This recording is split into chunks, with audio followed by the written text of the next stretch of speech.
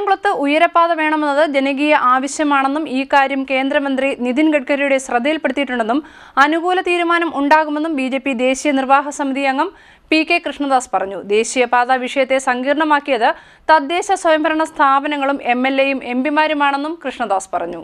ദേശീയപാത നവീകരണവുമായി ബന്ധപ്പെട്ട് കായംകുളത്ത് ഉയരപ്പാത വേണമെന്നത് ജനകീയ ആവശ്യമാണെന്നും ഇക്കാര്യം കേന്ദ്ര ഗതാഗത മന്ത്രി നിതിൻ ഗഡ്കരിയെ അറിയിച്ചിട്ടുണ്ടെന്നും ബിജെപി ദേശീയ നിർവാഹക സമിതി അംഗം പി.കെ. കൃഷ്ണദാസ് കായംകുളത്ത് പറഞ്ഞു. കായംകുളത്ത് എലിവേറ്റഡ് ഹൈവേ വേണം എന്നുള്ളത് ആവശ്യപ്പെടുകയുണ്ടായി. കാരണം നിലവിലുള്ള ഹൈവേ അതുമൂലം ജനങ്ങൾക്ക് വലിയ പ്രയാസങ്ങൾ നേരിടും. അതുകൊണ്ട് എലിവേറ്റഡ് ഹൈവേ അനുവദിക്കുകയാണെങ്കിൽ അത് ജനങ്ങളെ സംബന്ധിച്ച് വലിയ പ്രയോജനകരമായിരിക്കും എന്നുള്ളതായിരുന്നു അന്ന് നിവേദനങ്ങളിലൂടെ എല്ലാവരും പറഞ്ഞിരുന്നത്. ഇക്കാര്യം നമ്മുടെ കേന്ദ്ര മന്ത്രി ശ്രീ നിതിൻ ഗഡ്കരിയുമായിട്ട് സംസാരിച്ചിട്ടുണ്ട്. അദ്ദേഹത്തിൻ്റെ മുന്നിൽ ഇക്കാര്യം അവതരിപ്പിച്ചിട്ടുണ്ട്. തീർച്ചയായും ഞങ്ങൾ പ്രതീക്ഷിക്കുന്നത് നമ്മുടെ അതിന് അനുകൂലമായിട്ടുള്ള നിലപാടുകൾ കേന്ദ്ര സർക്കാരിൻ്റെ ഭാഗത്തുണ്ടാകും എന്നുള്ളതാണ് പ്രതീക്ഷിക്കുന്നത്. ഇക്കാര്യത്തിൽ ബി.ജെ.പിയുടെ സംസ്ഥാന അധ്യക്ഷൻ ശ്രീ രാജീവ് ചന്ദ്രശേഖർജിയും നമ്മുടെ വകുപ്പ് മന്ത്രി കേന്ദ്രമന്ത്രി നിതിൻ ഗഡ്കരിയുമായി ചർച്ച നടത്തിയിട്ടുണ്ട്.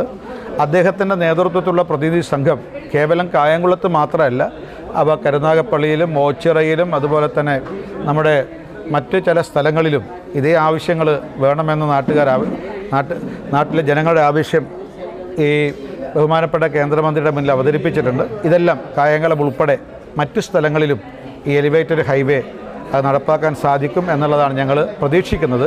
പക്ഷേ ഒരു കാര്യമുള്ളത്, ഇക്കാര്യത്തിൽ നമ്മുടെ തദ്ദേശ സ്വയംഭരണ സ്ഥാപനങ്ങളും എം.എൽ.എ. എം.പിമാരും കുറ്റകരമായ അനാസ്ഥയാണ് കാണിച്ചത്. ഈ നാഷണൽ ഹൈവേയുടെ ആദ്യത്തെ അലൈൻമെൻറ്റ് കേന്ദ്ര സർക്കാർ അയച്ചു കൊടുത്തത് തദ്ദേശ സ്വയംഭരണ സ്ഥാപനങ്ങൾക്കാണ്, ജനപ്രതിനിധികളായ എം.എൽ.എമാർക്കും എം.പിമാർക്കാണ്. ഇക്കാര്യത്തിൽ ഇവർ ഒന്നും ചെയ്തിട്ടില്ല. ഇത് കേരളത്തിൽ തീർക്കാൻ പറ്റുന്ന ഒരു ചെറിയ കാര്യം മാത്രമായിരുന്നു. പക്ഷേ ഇത് വൈകിപ്പോയത് കൊണ്ടാണ് ഇത്രയും പ്രശ്നം സങ്കീർണമായത്. ഈ പ്രശ്നം സങ്കീർണമാക്കിയതിൻ്റെ ഉത്തരവാദിത്വം ഈ പഞ്ചായത്ത് മുനിസിപ്പൽ കോർപ്പറേഷൻ ഭരണാധികാരികൾക്കും അതുപോലെ എം.എൽ.എ. എം.പിമാർക്കുമുള്ളതാണ്.